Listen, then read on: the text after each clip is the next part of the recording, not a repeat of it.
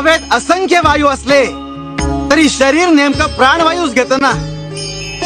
आजूबाजूला किती श्रद्धास्थानं असली तरी भक्ताला गुरुची साथ लागते.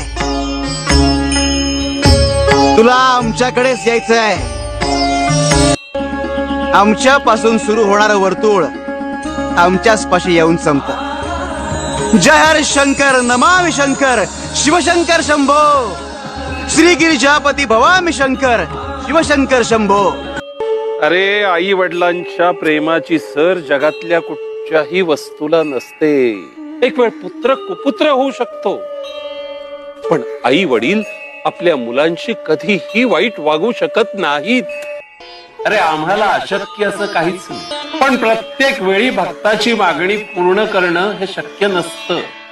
कारण प्रत्येक गोष्टीची ठराविक वेळ ठरलेली असते. ती वेळ यावी लागते.